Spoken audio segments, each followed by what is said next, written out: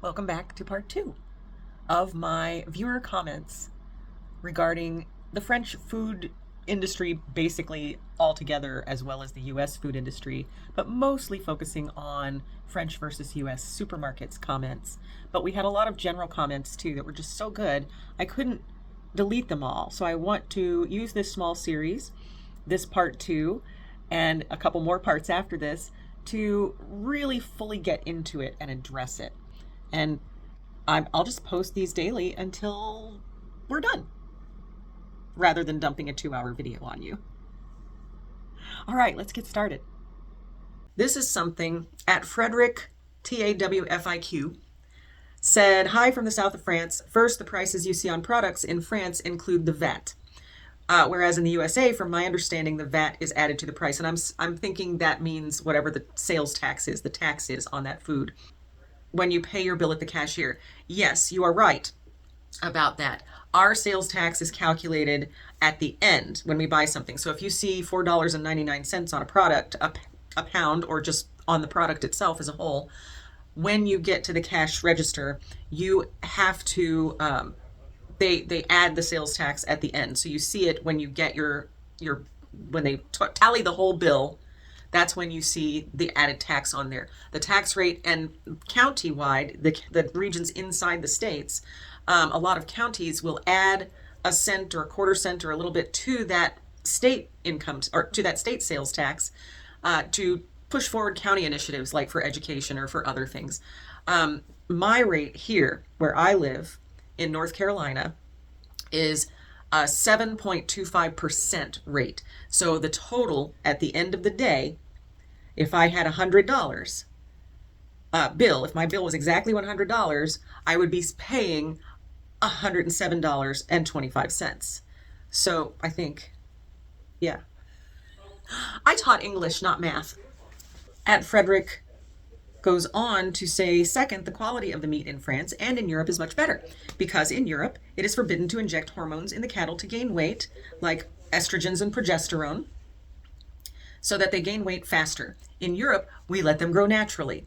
Yes, and this has caused a lot of problems and has been talked about since I can remember when I was a child in the 1970s, hearing people say that young girls and boys were also growing too fast because they were being subjected to meat and other things that had been injected with human growth hormones, or with growth hormone, not necessarily human growth hormone, because they wanted them to grow faster and fatter so that they'd get a better price at market by weight.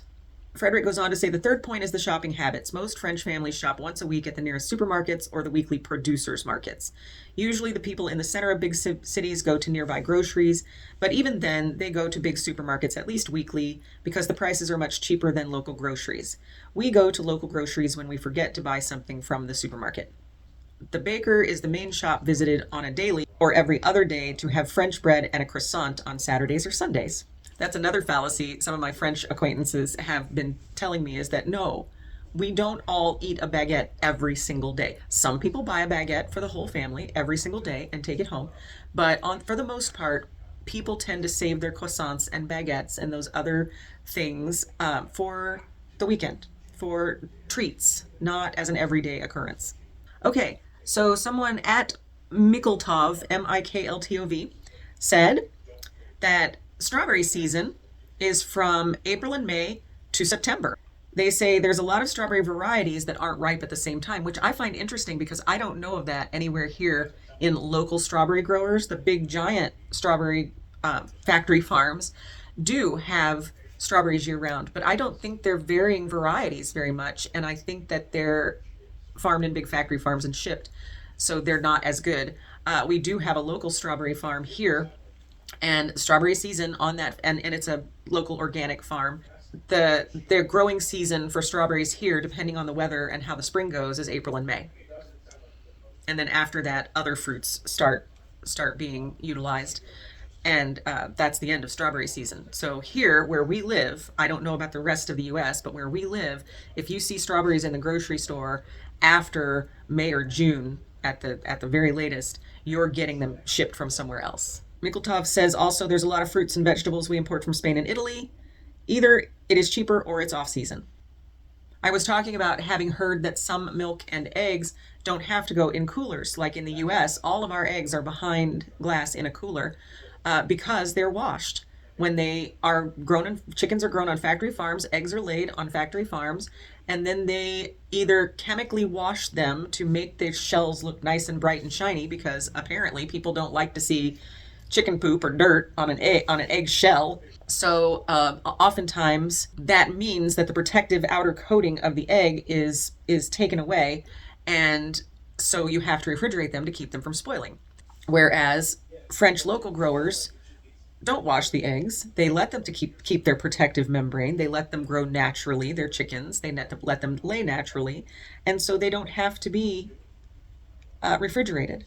They said, we do have milk in the fridge, but it's a no pasteurized milk. And there are rules in this country that require almost everyone to have pasteurized milk. There are very few states that allow raw milk in this country for multiple reasons. We drank raw milk growing up because we got it from the dairy farmer next door, but there are so many diseases that can be gotten without the pasteurization process, especially with less ethical or less clean farms, that raw milk has become illegal, really. In North Carolina, you can't get raw milk. This is also Mikultov saying in Europe, not only in France, and I don't know if it's the same in Asia, eggs can be left in room temperature and be eaten raw, if fresh, no longer than 5 to 7 days. It's because we don't wash the eggs, so they keep the cuticle. One of the things I find interesting is that, a lot of times we Americans and other people from other places idolize France as this place that's just beautiful villages and castles and manor houses and grapevines, that we forget that there are real places too. We forget that there are big, giant outdoor supermarket complexes out in the suburbs that just spread out and are not pretty. So that's been an interesting learning curve for me. Yes, we did see that when we were in France. When we visited, we did see supermarkets, but because we were taking the train everywhere, we weren't really out in the suburbs very often. We stayed in city centers and in and around city centers. So we didn't actually, we saw a couple Monoprix inside the city centers that were pretty big, but not nearly as big as the suburban sprawl stuff. So we don't think of France as having some of that suburban sprawl like we have here. And it's probably not to the same extent, but it's still there. And we need to acknowledge to ourselves that not everywhere is a fairy tale. At Michelle Line P, 1892, says there are several useful points you could add to your video comparing supermarkets in the USA and France. The European Union enforces a very strict regulations for products sold on its market, whether they are food items or not. In France, indicating the origin of certain foods is mandatory. I found this fantastic. Fresh fruits and vegetables, eggs, fresh meats, honey, fish, as well as milk and meats used in prepared dishes. For processed foods, the requirement is not always mandatory. France also uses a logo that appears on many food products, which is called the Nutri-Score. It helps consumers quickly understand the nutritional quality of a product using a color and letter system ranging from A, green, the best score, to E, red, lower score. Several EU countries also use it, such as Belgium, Germany, Spain, and the Netherlands, but its use remains voluntary and it's not enforced across the entire EU. I do not know if the Nutri-Score exists in the USA. No, it does not. We have things like beef, for example, might be considered USDA approved or USDA prime. That doesn't even mean it is made in the US. That just means it's like, okay, stamp of approval, this is good enough. USDA prime is, okay, this is a little better. A lot of processed food labels, especially like cereals and stuff like that, are allowed to say heart healthy when there is nothing healthy about the ingredients in those cereals. And it's an actual misnomer and misinformation to try to tell people that those things are healthy for your body. They go on to say the Nutri-Score is a comparison tool, not an absolute judgment of a product. But these are positive aspects that shouldn't be overlooked about food in France. And I'm not overlooking them. I think it's fabulous that fresh foods have to be labeled with where they're from. And that was one of the comments that made me decide I needed to do a feedback. I needed to do a video on your comments because there was so much that I might have left out of my supermarket versus supermarket comparison that needs to be said. So we'll consider this our education for future reference. I also had mentioned that I'd seen in a lot of videos, like of Baguette Bound and a few other people talking about, and some people that were just flabbergasted. Oh my gosh, you must have a coin or a token for this cart. And some people were surprised. Now, I was not surprised at all because ever since Aldi came to the United States, and I've known Aldi's since I was pretty young. I've known Aldi's to have always had their carts, all their trolleys, as English people like to call them, locked up, and you have to stick a coin in there, a quarter here, and pull the cart like that. This person, so it wasn't so surprising for me, though it did surprise me that it wasn't just Aldi in France. A lot of stores do that. And at Andre Fava 1028 says, regarding shopping carts, you don't have to put in a coin. A token of the same size works just as well. My power just went out. Okay, power back on. I would also like to apologize that I'm not using my brand new fancy good mic today. I started this video with my phone mic, so I hope it feels decent quality and doesn't feel like I'm talking in a box. Back to Andre's comments about the shopping carts. You don't have to put in a coin there. You can get a token from the shopping center to push in there. And another person even said you could use the end of a round key to pop it off. I'm a clumsy person. I would probably break my key or bend it. But I think it's good that people can get a token if they're not carrying a euro or whatever coin that they need to put in there. I think Aldi tried to implement a higher cost coin over here, but they couldn't because we only have a quarter. There are too few people that have dollar coins. At Uwein Hamburg, Uwein Hamburg, says, well, I think that supermarket prices here in Germany are pretty high, but the USA prices are just ridiculous. Who the hell can afford that? I understand that wages in the USA are higher, but I don't think they're so much higher. I would agree with you there. I do believe that US wages for equal types of jobs between the US and France for professional jobs are quite a lot more for a lot of professional jobs.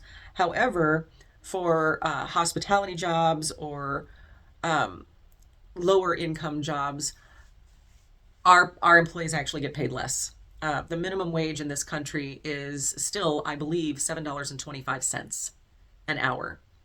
And so that's not a livable wage. Now, our local grocery store pays its cashiers and other employees, shelf stockers, etc., about roughly $10 to $12 an hour, depending on what they're doing.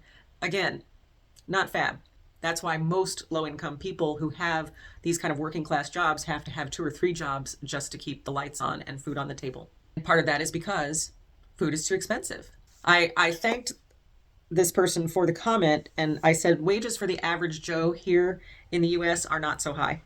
And grocery prices are just going up and up and up, which means even people who get SNAP benefits, which is the food, used to be called food stamps in this country, would get less grocery for their benefits. Their benefits don't go up. Benefits for people who are on welfare, who cannot afford to feed their children, who get food stamps or who get a little extra money every month, or who get some childcare needs taken care of and stuff like that. These people's prices or benefits have not gone up with inflation. So when I was 18 years old, I was 19 years old, I was kind of in a poverty situation, and I got food stamps and a little help for a little while, Medicaid for my daughter because I didn't have insurance for a little while. And I remember then the entire benefit outside of the medical was about, on average, for one person with 2 children, was about $234 worth a month. When I checked, when I was working in mental health, I stopped working in the mental health field in 2010. When I checked, then the average amount that the same size family was still getting was about $234 a month. It was just insane. It was insane. So food stamps aren't going up with inflation. But as I said, my husband makes a decent wage. I'm working on building a new business right now, my creative business. So I'm not making a good wage yet, but he's able to cover the extra costs. But even though he makes a good wage and we're, comfortable, we have a roof over our heads, we're able to get groceries. Even we have to search for coupons and for sales. And there's another thing to address here that a lot of people have talked about. On both sides of the pond, on both sides of the Atlantic, we need to remember to talk to the average Joes or average people like me here or like the French people that have talked to over there, rather than just listening to government propaganda. Politics are going to be what politics are going to be, and we need to stop focusing on propaganda and on news sources that are just bought by giant corporations anyway, so still aren't giving us real journalism. And we need to make sure we're talking to average people in a place about what life is really like. At the Guit one said, how to make eggs shelf stable? Let nature do its job. And yes, absolutely, you're right. Let nature do its job and stop with the hormones and the chemically washing eggs and all of those things. Unfortunately, because of the factory farms and the likelihood of certain diseases, they have to wash the eggs at those big giant production farms. At John Doe 3 says, in 2018, I've been to New York and bought shredded cheese. It tasted and smelled like plastic. Yeah, a lot of our stuff tastes and smells like nothing or tastes like the package it was packaged in. Mostly because it's not really cheese. A lot of our cheese is marked dairy food product.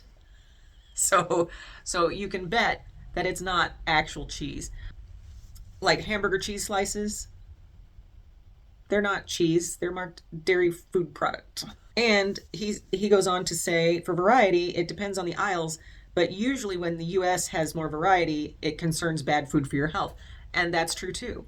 The more variety we have, the more we need to look and see if it's not healthy, like sodas, chips, snacks, cookies, crackers, all of those things. And also at John/DO3, thank you so much for telling me about the Latino shop that can deliver all over France. That makes me very happy. I know you said more than that.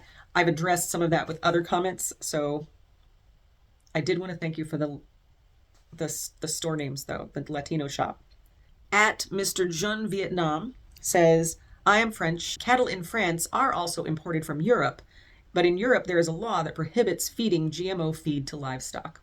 In France, we never import beef or chicken fed with GMO food. Unlike in the United States and Canada, cattle are fed GMOs. Yes, and sadly, so are people. And it's not just the GMO-based food that's given to cattle in the US, but also the use of hormones in order to get the beef to grow faster and grow bigger and grow fattier. At SEARCH4D, on and on, you've said that about the hormones and stuff, and you made a comment at the very end that said political apathy and on the part of the citizenry, and that USANs only care if food is cheap or not. I would like to say that that's painting everyone with a very broad brush. Yes, there are some people who are apathetic because they're tired and because they've been fighting this for generations and haven't gotten anywhere, because the big lobbyists, the big food lobbyists, go to our nation's capital and they lobby by giving donations to politicians' campaigns and by holding big fundraisers for them and by doing all these things so that they can get their handout back, which is for the government to turn a blind eye to what they're really putting in our food. We might be apathetic, some of us, but we have been fighting this fight for a very long time. This person also went on to say, but if most US citizens were that concerned about food safety, you'd think they would demand their representatives to do something about it. Again, we have been for many, many, many years, but it's very difficult when we have politicians at the top in our government who are so corrupted and who are so bought and paid for by these big billionaire giant conglomerate food corporations that they don't give us the listening ear. They give the people lining their pockets with money or donating to their campaigns their listening ear. They're not there for their constituents in their districts. They're there to be bought. I might have a bad attitude about it, but right now with things going on in this country, that's exactly what it is. Are there politicians at the top that want better food safety laws? Absolutely, but they're the minority. Another person, SPT1, goes on to say to this person who was painting with the broad brush, "You're quite right, but I think it's not their fault. The whole country is a system," and this is where we get interesting because this person is correct. The whole country, the United States, is a system organized to gaslight the 99% so that the 1% can exploit them as much as possible. People are taught in this country that there is no better country to live in. All of our lives, from the times we're small children. Now we have to work long hours to get enough money to be allowed to live. There is no time, well, there is time, and we do protest a lot of things, but there isn't enough time for some people to protest. We don't have unions and workers' rights. We don't get vacation, and when we do, it's usually 2 weeks a year, and oftentimes you're guilted out of taking your vacation because they need you there so much. For those people in the US who go abroad, the closest places are Canada and Mexico, and sometimes a Caribbean island because cruises can be lower cost. And this person goes on to say something that I find interesting. A lot of Americans, even if they go abroad, still stay in their little bubble. They don't get out and see real people living in real ways. They don't see working people. They don't see farmers. They don't see any of that because they are in their bubble. They're at their resort, or they're in their fancy city exploring things, or they're doing all of this stuff. They don't see because they stay in that bubble. And so this person at SPT1 says they don't learn anything new. And that's true because we're in that bubble, that insular bubble. This person feels like Americans are trapped and that they'll try to fix that by going back and not letting the Louisiana Purchase happen so they can have their own bit of people to protest. That's fun. I like that.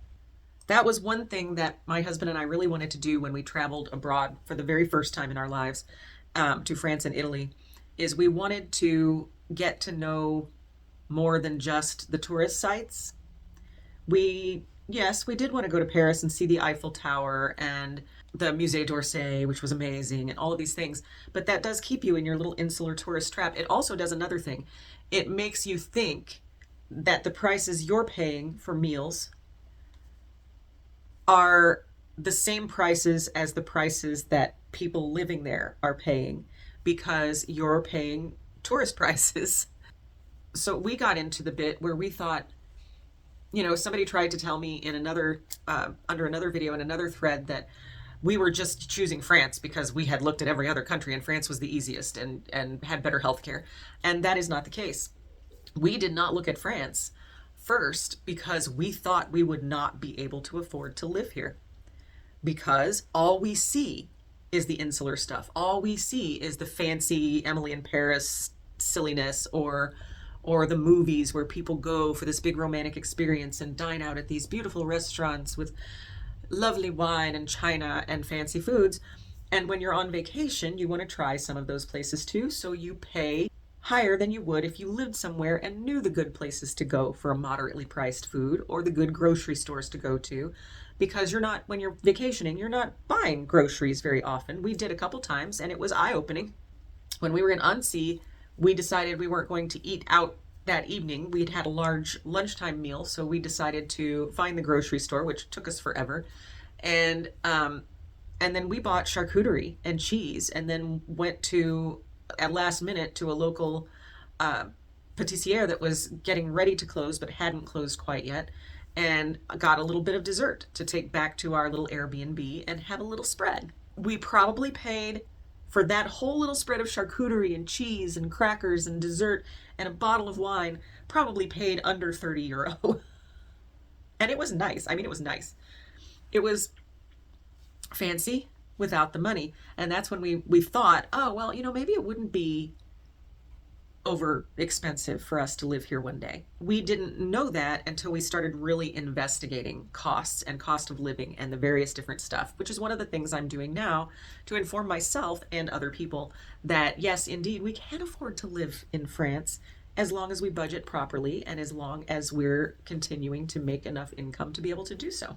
And that put France at the top of our list. The knowledge that we could.